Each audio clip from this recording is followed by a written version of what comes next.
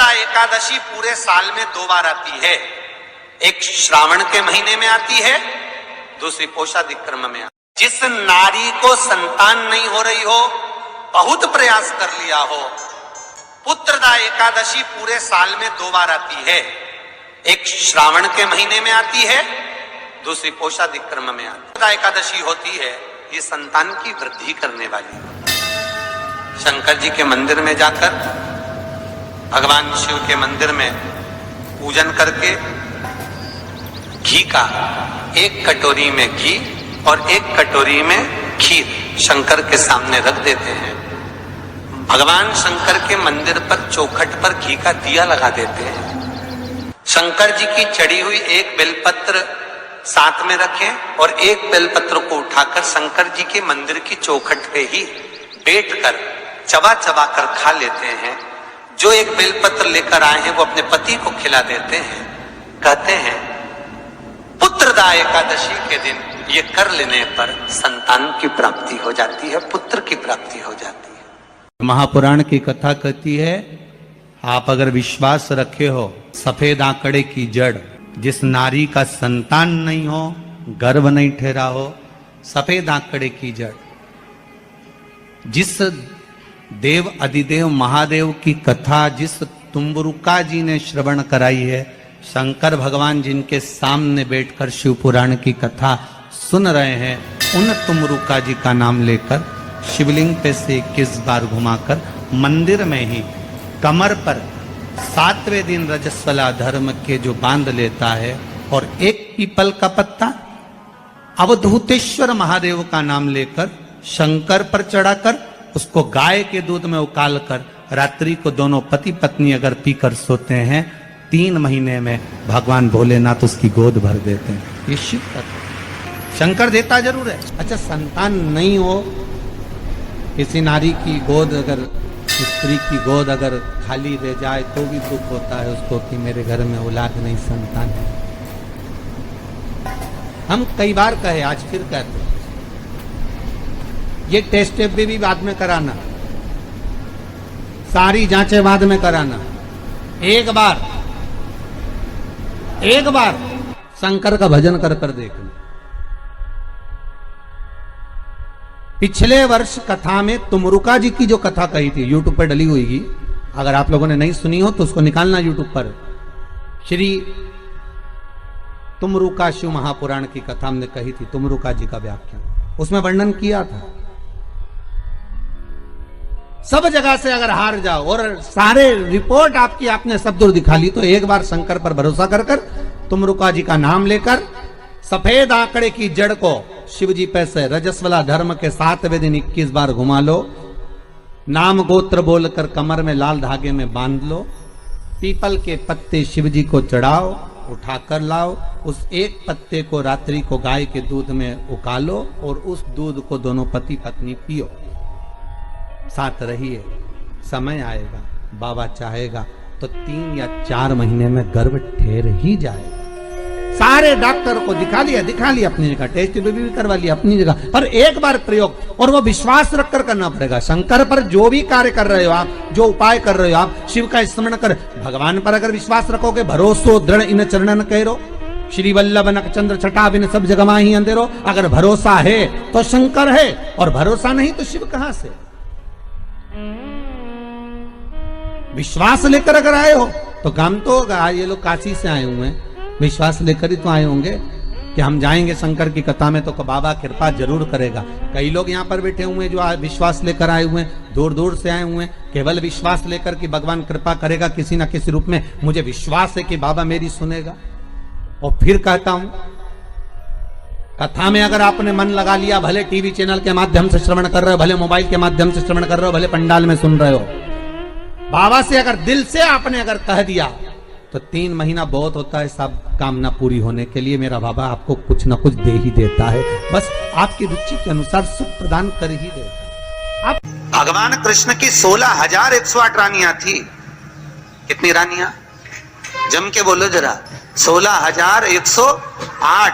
और 16,108 रानियां होने पर भी भगवान कृष्ण के यहाँ जब औलाद नहीं हुई तब भगवान कृष्ण ने अपने गुरु गर्गाचार्य बाबा को बुलवाया और द्वारकापुरी में बुलवा कर पूछा, गुरुदेव मेरी 16,108 रानियों से औलाद नहीं होती, संतान नहीं होती, मैं क्या करूं? गर्गाचार्य बाबा ने कहा, तुम चिंता मत करो, पार्थिव शिवलिंग का निर्माण करो। शंकर भगवान के शिवलिंग का निर्माण कर कर एक एक रानी के साथ में 11-11 दिन तक बैठकर शिव जी का अभिषेक करो। और पार्थिव शिवलिंग का निर्माण गर्गाचार्य बाबा के कहने पर भगवान कृष्ण ने करा। एक एक रानी के साथ में 11-11 दिन तक भगवान शिव का अभिषेक करा। तब भगवान शंकर प्रकट हो गए और शिव जी प्रकट होकर बोले, कन्हैया मांगो तुम्हें क्या चाहिए? शंकर भगवान ने जब कहा, कृष्ण बोले मेरे यहाँ औलाद नहीं है। शिव जी ने कहा, क्यों चिंता करते हो? तुमने 11-11 दिन तक एक एक रानी के साथ में बैठकर मेरा अभिषेक करा है। जाओ मैं तुम्हें वर प्रदान करता हूं कि एक एक रानी से तुम्हें 11-11 संतान होगी और 1,77,186 भगवान कृष्ण के बच्चे हुए। ये शंकर जी की कृपा से। अब तुम्हें कितने चाहिए बोलो? भगवान कृष्ण के यहाँ अगर औलाद हुई तो किसकी कृपा से? अरे बोलो, बोले कौन होगा ऐसा? कितना करुणामय, कितना दयालु, कितना आनंद देने वाला। ब्रह्मलोक के देवता भगवान ब्रह्मा, वैकुंठ के देवता भगवान विष्णु और पृथ्वी का देवता अगर कोई है, इस मृत्यु लोक का अगर कोई देव है तो वो देवों का देव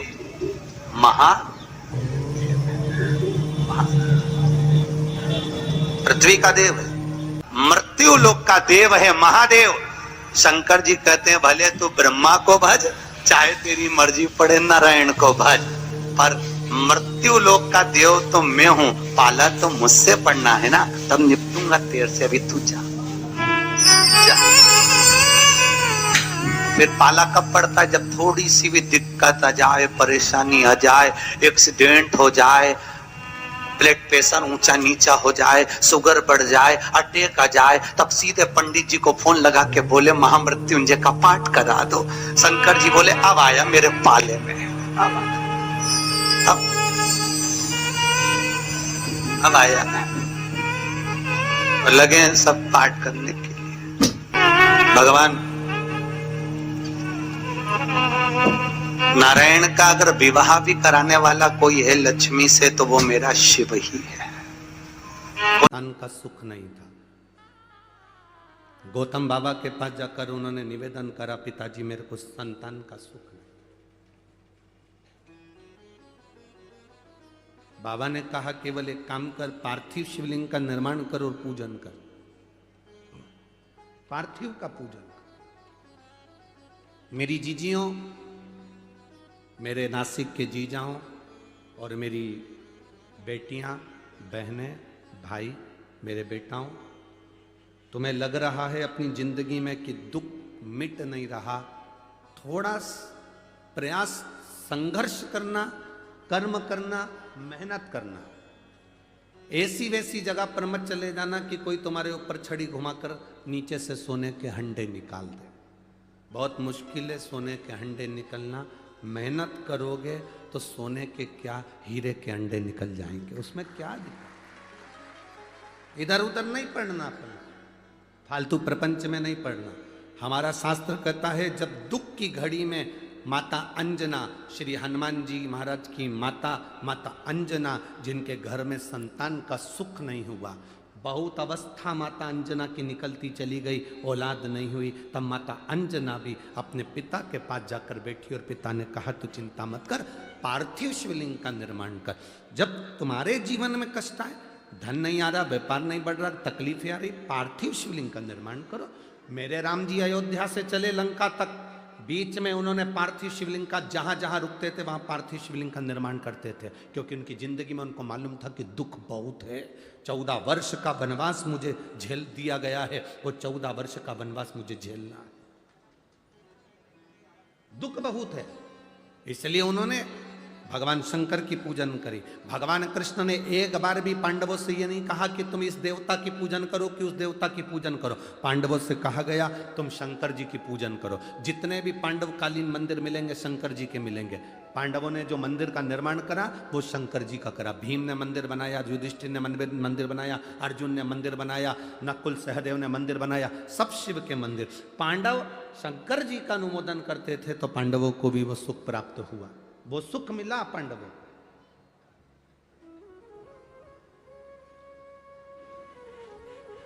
शिव भक्ति का जो सुख है वो खाली नहीं गया। राम जी ने पूजन करी, भगवान कृष्ण ने पूजन करी।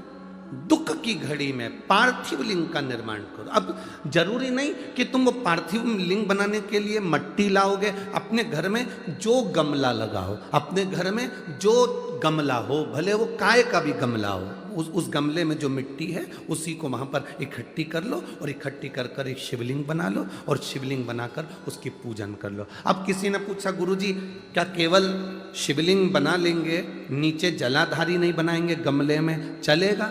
क्यों नहीं चलेगा? शिव महापुराण में कहा गया केवल शिवलिंग अकेला बनता है तो उसको मणिलिंग कहा जाता है। उसकी पूजन का प्रमाण भी हमारे शास्त्रों में है।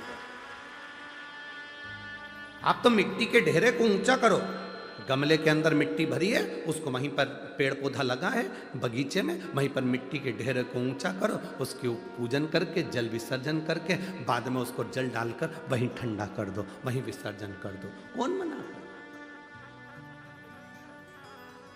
तुम्हें लगे कि अब मैं बहुत हार चुकी हूं, बहुत थक चुकी हूं, एक बार शिवलिंग का निर्माण, पार्थिव लिंग का निर्माण करिए।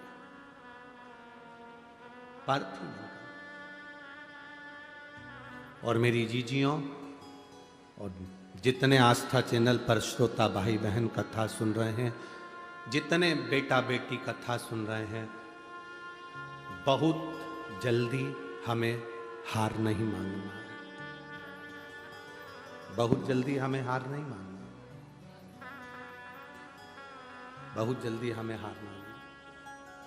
अगर जीवन में दुख है, संघर्ष की जिंदगी जी रहे हो और कोई रास्ता नजर ना आए तो एक बार कुबेरेश्वर धाम पर आकर 5 कंकर उठाकर उसकी पूजन, जहाँ कंकर शंकर की भूमि है वहाँ बैठकर बाबा से प्रार्थना कर कर उस कंकर शंकर को नमन कर कर एक बार उससे दिल से कह कर आ जाना, बाबा कुबेर भंडारी ऐसा भंडार भरना मैं 3 महीने में वापिस सजाऊं, ऐसी कृपा कर। ये बैग जो मैं लेकर आया हूं इसको खोलूंगा नहीं मैं, इसको मैं अब 3 महीने के अंदर वापिस आऊंगा तभी खोलूंगा, बैग भी नहीं खोलूंगा, मैं नहीं खोलूंगा।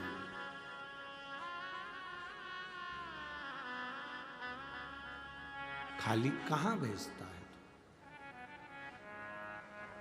कहां खाली भेजा? एक मां लिखती है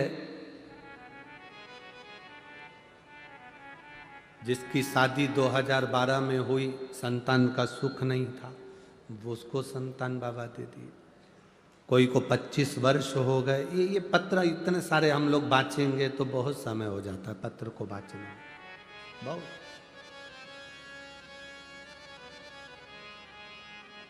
आप जितनी भक्ति करोगे उसका बल बढ़ेगा। हमें भटकना नहीं मार्ग से। दुनिया के लोग तुम्हारे रास्ते को रोक देंगे, तुम्हें टेंशन नहीं लेना है। तुम जल चढ़ाने के लिए जाओगे, अपशब्द कहेंगे, टेंशन नहीं लेना। एक पत्र किसी ने लिखा, जितनी भी माताएं एकादशी का व्रत करती बहुत ध्यान से सुनना आज की कथा को, शायद जिंदगी में मिली ना मिली, और ये कथा का रिश्ता तो बहुत ध्यान से सुनना। स्कंद पुराण यहां तक कहती है कि इस कथा के चरित्र को जो श्रवण कर लेता है उसको 26 एकादशी करना भी नहीं पड़ती। इस एकादशी की केवल ये कथा सुनकर ही वो तर जाता है। बहुत ध्यान से सुनना इसको, कथा को। एकादशी के दिन जब आप जल शंकर को चढ़ाने तो रोज ही जाते हैं। जब एकादशी का दिन रहे और शंकर जी के मंदिर में आप जल समर्पित करें तो 3 बार मुख से स्वधा स्वधा स्वधा या स्वधा स्तोत्र का पाठ, जिसमें 12 श्लोक दो चार हैं, पैसा तो आ रहा है पर घर में टिक नहीं रहा। डॉक्टर में, पुलिस में, एक्सीडेंट आदि में, कहीं गलत जगह पर, व्यसन में अगर पैसा जा रहा है, जुए में, मांसाहार, मदिरा पान, या कहीं आया पैसा, पैसा आने में कमी नहीं, आ रहा है पर टिक नहीं रहा, रुक नहीं रहा। कोई मांगने आ गया, दे दिया, फिर वहां से अपने पास नहीं आ रहा, अपन कह रहे हैं भैया हमारा पैसा लौटा दो, नहीं आ रहा। तो महाराज शिव महापुराण की कथा कहती है, एकादशी के दिन गंगा के जल में मात्र 7 बेलपत्री डालकर जो नंदीश्वर भगवान अर्थात जो शंकर जी के शिवलिंग के सामने नंदी होता है, उस नंदी के चरण पर गंगा का जल चढ़ाकर बेलपत्री शिव पर समर्पित कर देता है, उसके घर में रुपया रुकना चालू हो जाता है। फिर वो गलत जगह पर नहीं जाता, गलत स्थान पर वो धन जाएगा ही नहीं। तूने संहार किया, मांग तुझे क्या चाहिए। एकादशी ने भगवान विष्णु से कहा, नाथ प्रभु वर दे दो, मृत्यु लोक में जो मनुष्य मेरा व्रत करेगा, चाहे जलचर, थलचर, वायुचर या सांसारिक मनुष्य, मेरा अगर एकादशी का व्रत करेगा प्रभु, उसके यहाँ धन धान्य वैभव सुख संपदा बढ़ेगी और उस जीवात्मा को नरक नहीं भोगना पड़ेगा, सीधे बैकुंठ का उसको वास मिलेगा। जब जीव आत्मा को लेकर चला जाएगा, यम के दूत जब बंदी बनाकर ले जा रहे होंगे उस जीवात्मा को जिसके प्राण छूटे होंगे, यम के दूत जब बंदी बनाकर ले जा रहे होंगे, तब मुझे वर दो कि मैं इसका हाथ पकड़कर बेतन्नी से पार उतार कर सारे नरकों से निकालती हुई आपके धाम में लेकर आऊं। भगवान ने वर दे दिया, तथास्तु। हे एकादशी सुनो, मृत्यु लोक का मनुष्य अन्न का त्याग कर कर, क्योंकि अन्न में एकादशी के दिन पाप पुरुष रहता है, अन्न का त्याग कर कर एकादशी के दिन जो मनुष्य तुम्हारा व्रत धारण करेगा, उस व्रत को करेगा और उस व्रत को धारण करेगा, उसकी मनोकामना पूर्ण होकर वो मेरे ही धाम को जाएगा।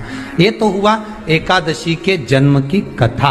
एकादशी के दिन गंगा के जल में मात्र 7 बेलपत्री डालकर जो नंदीश्वर भगवान अर्थात जो शंकर जी के शिवलिंग के सामने नंदी होता है, उस नंदी के चरण पर गंगा का जल चढ़ाकर बेलपत्री शिव पर समर्पित कर देता है, उसके घर में रुपया रुकना चालू हो जाता है, फिर वो गलत जगह पर नहीं जाता, गलत स्थान पर वो धन जाएगा ही नहीं। बेटा अगर व्यसन में पड़ा हुआ है, मदिरा पान में पड़ा हुआ है, मांसाहार में, जुए आदि में जा रहा है, तुम्हें लग रहा है कि मेरा बेटा गलत मार्ग पर जा रहा है, ये मित्र दोस्ती गलत हो रही है, वो सही जगह पर आ जाए। करना है एकादशी। कई लोग इसको धन के लिए भी करते हैं, संपदा के लिए, संपदा के लिए अर्थात जिसका व्यापार नहीं चलता, जिसके घर में पैसा नहीं आता, या नौकरी नहीं लग रही, या सर्विस नहीं लग रही, आप अप्लाई कर रहे हो, जगह जगह जाकर इंटरव्यू भी दे रहे हो और पैसा नहीं आता, तो उसके लिए भी प्रयास किया जाता है। पर उसके लिए यहाँ पर जो धन के लिए करते हैं, उसके लिए विष्णुपदी के लिए करते हैं। मतलब जैसे गंगा के जल में तुलसी के 11 पत्ते डाले जाते हैं और उसको किसी भी नारायण के मंदिर में, राम कृष्ण शिव शंकर नहीं, राम कृष्ण भगवान विष्णु दत्त आदि जितने नारायण के मंदिर हैं, उस मंदिर में किसी भी पात्र में, एक छोटे से पात्र में उसको भर कर रखी जाते हैं महाराज, उससे भी जॉब सर्विस नौकरी में सफलता प्राप्त हो जाती है। परंतु वो भी एकादशी को ही होता है। कुछ देर तक पात्र को रखा जाता है, फिर वही पात्र का जल किसी भी वृक्ष के नीचे डाल दिया जाता है, उससे भी नौकरी के लिए फायदा मिलता है। गंगा का जल कोई साधारण नहीं। दशमी, एकादशी और द्वादशी, इन 3 तिथियों पर एक रोटी में थोड़ा सा मीठा रखकर सोमक पितृ का नाम लेकर यदि गाय को खिला दिया जाता है, तो अगर कोई पूर्वज प्रेत योनि में भी पड़ा हुआ होता है, भटक रहा होता है, जिसको पिंड नहीं मिला, जो अचानक मर गया होता है, अधोगति में चले गया होता है, उस जीव की मुक्ति दशमी, एकादशी और द्वादशी 3 दिन सोमक पितृ का नाम लेकर रोटी में, पूड़ी में मीठा रखकर अगर गाय को खिला दिया जाता है ये 3 दिन तक, तो वो पितृ कभी भटकते नहीं है, उनको मुक्ति प्राप्त हो जाती है, मोक्ष मिलता है। नहीं, एकादशी है कौन? क्यों इसकी इतनी प्रधानता है? क्यों इसकी पुण्यता है? ऐसा क्या है एकादशी में जो इसकी पुण्यता मानी जाए? कौन है ये जो भगवान नारायण तक एकादशी का व्रत करते हैं? सुभद्रा जी को भगवान जगन्नाथ ने, जगदीश ने एकादशी का व्रत कराया था। बद्रीनारायण भगवान को माता लक्ष्मी ने एकादशी का व्रत कराया था। क्यों? चंद्रायण एकादशी व्रत की माता। एकादशी है कौन? तो कहा जिसको व्रत करने पर भगवान नारायण भी जिसका व्रत करते हो, भगवान माता लक्ष्मी जिसका व्रत करती हो, वो एकादशी है कौन? तो शास्त्र वर्णन करता है महाराज, स्कंद पुराण का सुंदर चातुर्मास्य खंड के अंतर्गत वर्णन आया है महाराज। एक बार भगवान विष्णु आनंद में विराजमान थे, पद्मावती और माता लक्ष्मी दोनों उनके पास में विराजी हुई थी। भगवान लक्ष्मी और पद्मावती दोनों बैठी, एक सिर के पास, एक चरण के पास। कुछ समय बाद वहीं पर ब्रह्मदेव का आगमन हुआ और ब्रह्मा जी आगमन पाकर भगवान नारायण पद्मावती से लगकर उठे और उठकर लक्ष्मी की ओर झुके। झुकने पर इन तीनों के समागम से भगवान नारायण के हृदय चित्त से एक कन्या प्रकट हो गई। उस कन्या का नाम एका था। क्या नाम था? एका। अब 10 उसके गुण इतने प्रबल थे, वो 10 गुण उसके बड़े प्रबल थे कि वो एका जिसको निहारती थी उसको संपदावान बना देती थी। जिसको देख लेती थी उसके जीवन में वो आनंद की अनुभूतियां करा देती थी। एका जिस मार्ग से जाती थी उस मार्ग के द्वार खोल देती थी। एका का पुण्य इतना पुण्य प्रखर। पद्मावती और लक्ष्मी ने कहा महाराज ये बेटी आपके द्वारा निर्मित हुई है, इसका कन्यादान करना चाहिए। हमारे यहाँ हिंदू धर्म में रीति है, जिस दिन कन्यादान करा जाता है उस दिन व्रत रखा जाता है। अब आजकल रखते कि नहीं रखते हो मालूम नहीं, और कन्यादान करते समय व्रत रखा जाता है। व्रत